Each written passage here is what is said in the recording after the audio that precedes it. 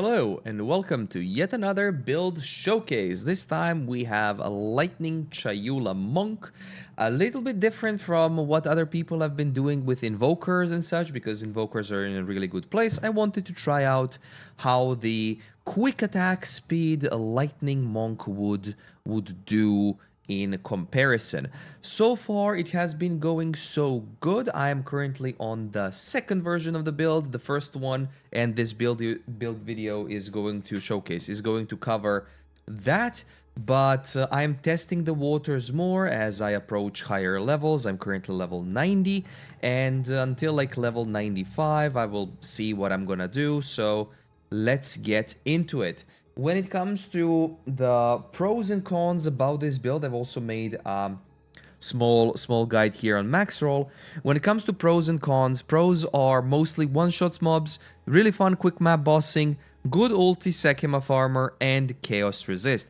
Negatives are on-death effects due to us having 1800 plus minus 5 life and plus minus 400 ES, and a lack of physical defense as we are not Invoker to transform the armor evasion into physical defense, basically. So the biggest pro I have about this build is the quicker your attack speed go, the more you're going to gain, and the biggest con are on-death effects in the game, because you sometimes want to get into that mob and just like smack dab it, one-shot it, whatever, and then once you do that, kaboom, everything explodes, and that's the biggest con of the game, unless you're going energy shield, which I will cover a little bit later.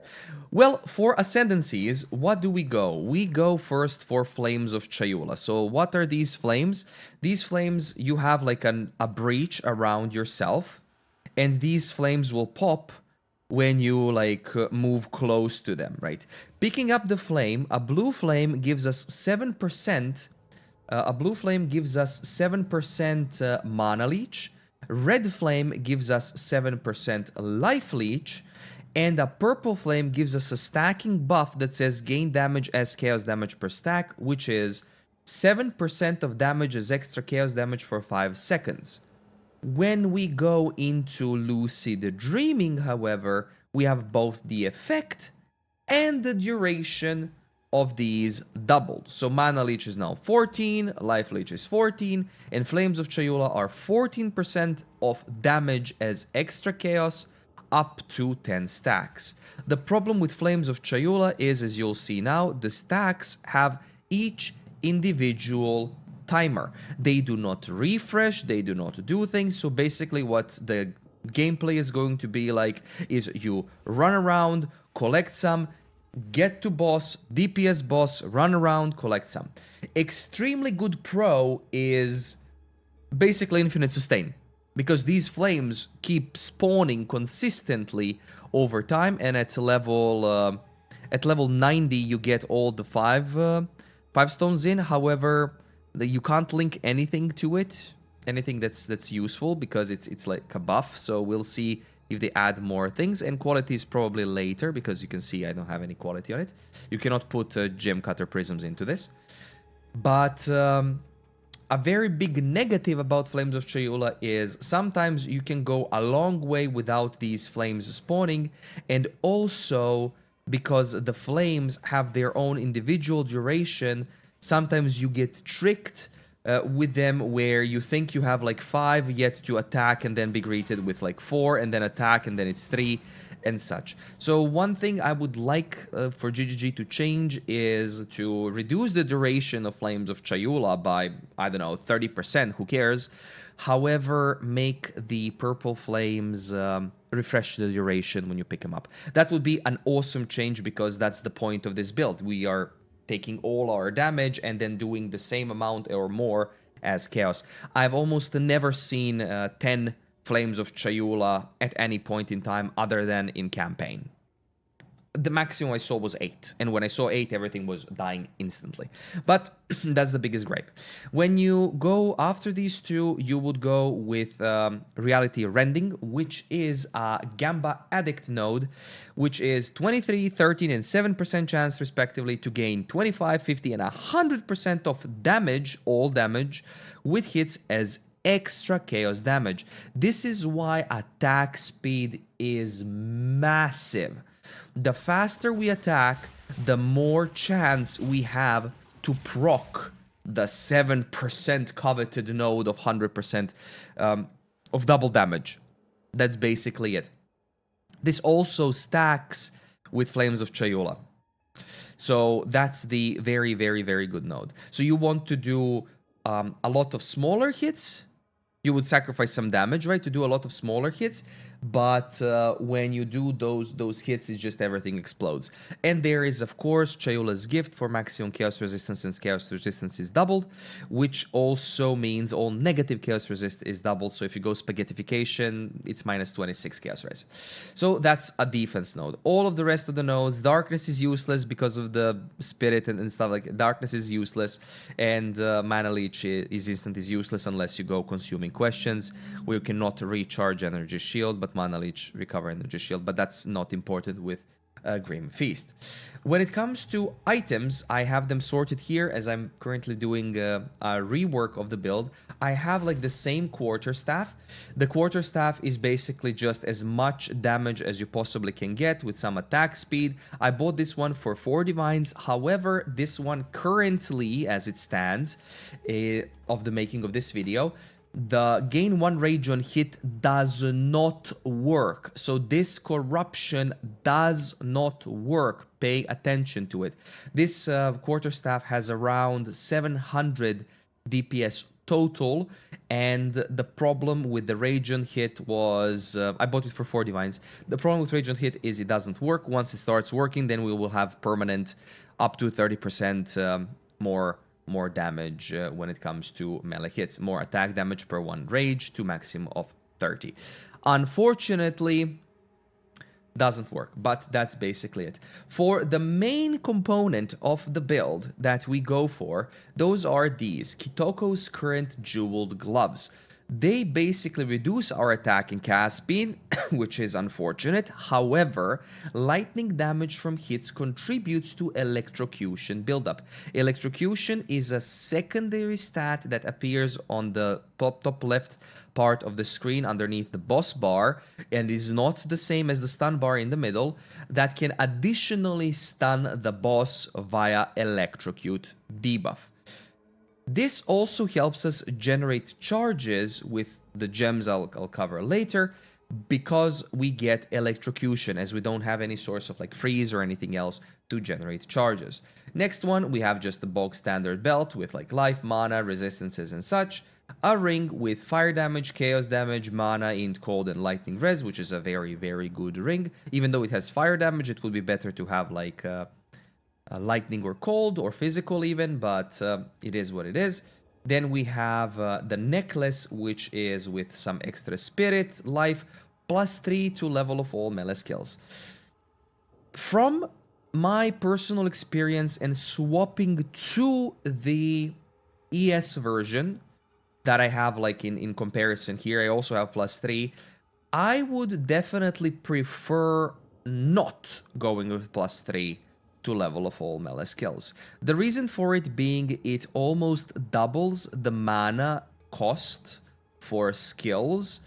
Yes, it does give plenty of damage, but it doubles the mana cost of skills, and it is going to matter when you hop on a boss and then you want to like delete the boss and such over the course of time. So our goal is then to do more attack speed versus harder hits, and that's why I would skip it. I bought this one for 1 divine.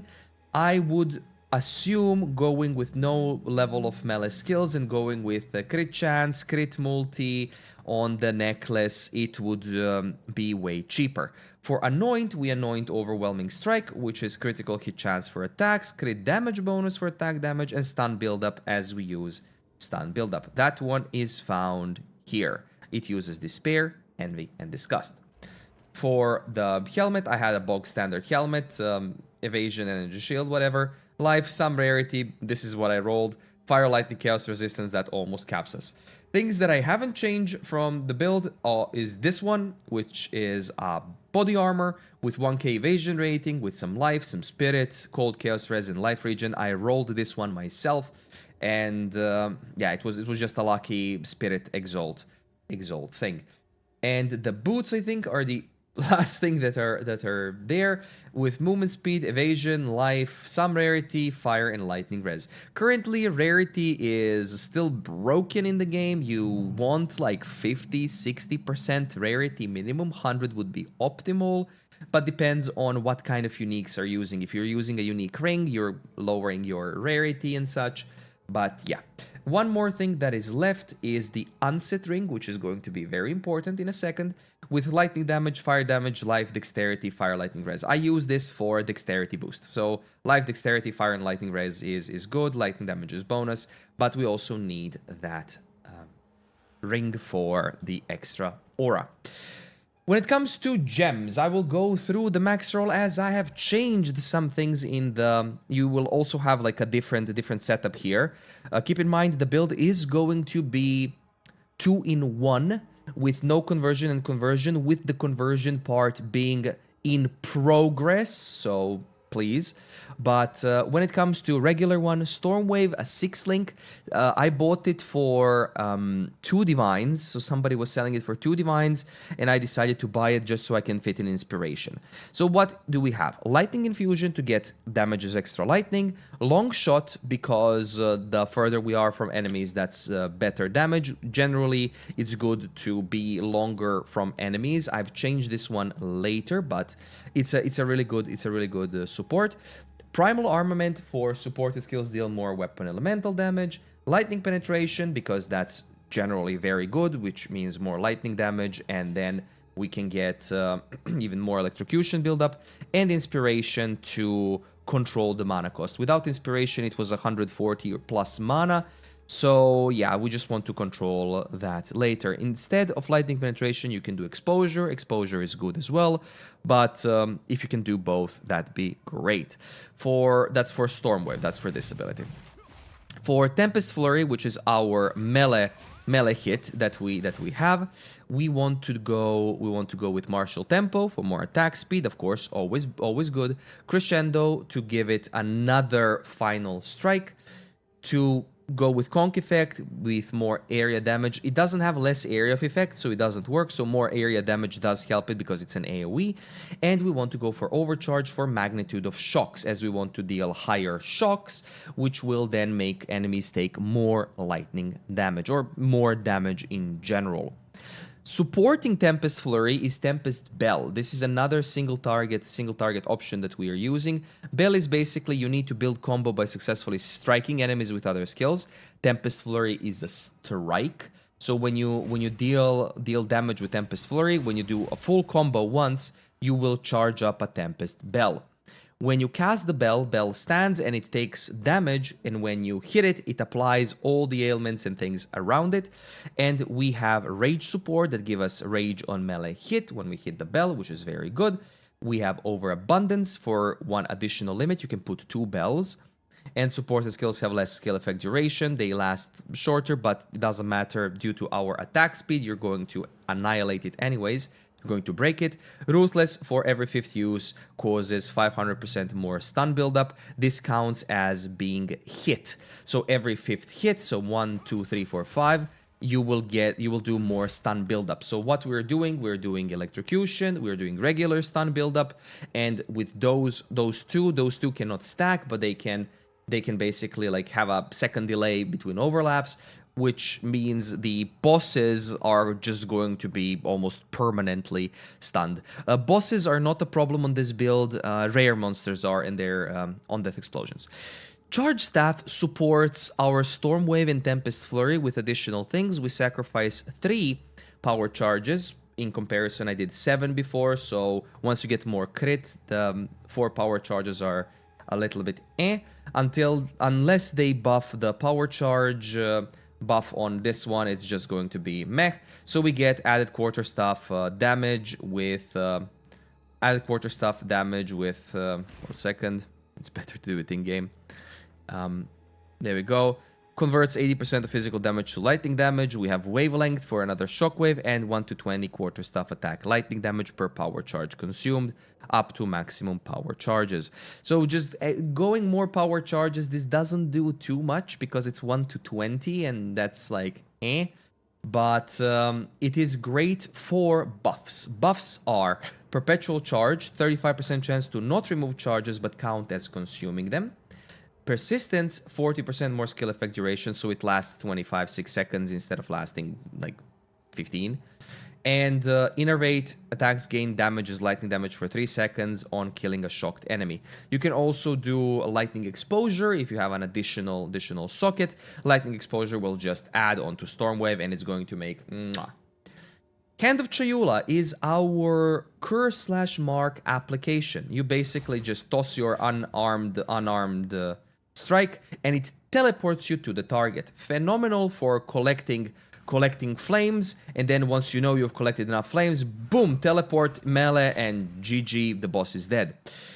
With Hand of Chayula, we have Sniper's Mark for charge generation on bosses, and Conductivity for less lightning res, plus Heightened Curse effect of supported curses. Our auras, we have 4 auras here, with 5th one being the one that I have removed, so you may remove Unset Ring unless they fix it and make it better. Wind Dancer for more evasion rating, with Blind and Maim. When we get hit, we knock back enemies and maim them, blind them and maim them. Combat Frenzy, which is our charge generation. We get a Frenzy charge when we freeze, electrocute, or pin an enemy. And thanks to the Keystone Notable here, gain power charges instead of frenzy charges. We basically have almost always maximum power charges. We have Profusion, which have 50% chance to grant an additional charge when we get a charge, and we have Precision for accuracy. Herald of Thunder is our main damaging aura, which basically when we kill a shocked enemy, we can deal more shocks over other enemies. We have Coursing Current to spread the shock in a 2.5 meter radius, and 40% more area of effect for even more shock spread. You can also do some other lightning stuff to increase the damage of it. Absolutely fine, whichever one. This is the minimum. Grim Feast, however, is currently the best aura that you can get for a defense because it doubles your energy shield. There are white flames that pop after you kill an enemy, and it doubles your ES. So if you're going with this build more ES, and then once you get to like 1500 ES or 2k ES, Grim Feast is just going to add that much more life. Currently, I'm with 1884 ES, and I've upgraded my build to a different version, so we will see how that goes. So far, I'm way tankier with Grim Feast. It deserves a nerf. Last skill that I would put here, that is an actual skill, and that is not working well, is Ghost Dance. Ghost Dance gives us Ghost Shroud. When we are hit, we have Ghost Shroud, it consumes it and recovers energy shield based on evasion. The problem with this is it does not protect against the first attack. It protects against subsequent attacks. So second attack, if you get hit, you recharge energy shield, but you need to be hit again in order to see this thing. As we are doing an evasion-based build, yes, Ghost Dance is generally good, but on second attack, not when we have decent life and low ES. If you have high ES, then Ghost Dance becomes just a chore because you can recharge ES anyways with a life flask. So this one is an optional. If you want to add it, feel free to, but that's it. Now, when it comes to what you can remove Grim Feast if you feel okay, and then instead of those two, you can put Blink if you have enough aura, if you have enough spirit. But if you don't have enough spirit, just change the Unset ring to any other ring and remove spirit from the necklace, and that's it. So that's basically it. We need clarity. We need precision, and that's it. I mean, I can add clarity here. There we go, clarity just for that. Okay, when it comes to the actual combo by itself, the combo is you attack with Hand of Chayula, you go away and attack with your Storm Wave to get at least one charge, you activate your charge staff, you go back in with Chayula, and then you hold right click for Tempest Flurry until you can do a bell, then you pop a bell, then you right click and bell, right click, bell, right click, bell, right click, as you've seen. It melts bosses, but the defensives are not the best in the current state of the game. Now, the second part I will cover it briefly. I've decided to go over more ES route, so I've removed like the Chaos nodes and things. I've added ES nodes here. I also haven't changed anything other than this. I've moved to mana cost of skill, so I'll figure that one out. This one should be moved to this attack speed later. We'll see how that goes. I still need more crit. And what I've changed is I went lightning to cold conversion with Call of the Brotherhood, 82%. It would be better to go with 78% because we want to still deal shocks. I have all the jewels for now are shocks. Jewels are critical chance, crit multi if you have currency for them. This is basically for conversion, and this gives us the ability to use Herald of Ice. However, I'm not shocking as often as I would like on AoE, which makes our damage smaller due to Innervate. But I still have to play around with it. The next upgrade are hands, which are the unique ones, stacking gloves with attack speed per dexterity and the lightning damage per intelligence. So that's the next upgrade, but that's an expensive upgrade. Helmet was with just ES only, because then we changed the Anoint to Subterfuge Mask, which is here. 2 evasion rating per 1 maximum energy shield. This helmet with 389 energy shield gives us around 6,000 plus evasion, which is insane with this, but it's a divine for the Anoint. The Amulet is energy shield, rarity, fire resistance, just your bog standard stuff. Again, as I said, I would remove level of all melee skills, but currently this is serving its purpose. For everything else, I have some upgraded belt with resistances, and I don't need life, so that's fine, and everything else stay the same. For auras and things and gem levels, we have Storm Wave, Rising Tempest, Primal Armament, Heft, Ice Bite, and Super Critical, which makes it also 115 mana. Tempest Bell, Ruthless, Overabundance, Rage, and Glaciation. Tempest Flurry with Martial Tempo, Crescendo, Conk Effect, Overcharge, Charge Staff, Perpetual Charge, Persistence, Innervate, Conduction to get more chance to shock. Hand of Chayula, Sniper's Mark, Conductivity, and Heightened Curse. Conductivity should be Hypothermia, my bad. So this should be Hypothermia. So Sniper's Mark, Hypothermia, and Heightened Curse. Wind Dancer, Blind Maim, Soul Thief, because I'm testing if it can do Leech. I don't think it works, but it is what it is. Herald of Ice with Cold Infusion, LF Focus, Magnified Effect, Combat Frenzy with Profusion only, Herald of Thunder with Coursing Current, Lightning Exposure, and nothing else, and Grim Feast with Precision and Clarity. So that's for the updated version of the build. I'm still playing around with it. If you want to see more, hop over my Twitch channel, basically, and yeah. Now, in regards to everything else, just closing note, once again, it's a very fast, very good build. You can upgrade it massively. I think I'm going back to lightning damage fully. But the Herald of Ice explosions are extremely good. I'm still testing the rings, the things. We'll see more about that one. So for any updates, feel free to hop over my Twitch channel. Thank you for watching this video though. Sub if you don't mind to. We are on road to hit 2K subs soon, TM. Thank you so much for your support. Have a great one, and I will see you in the next stream or video.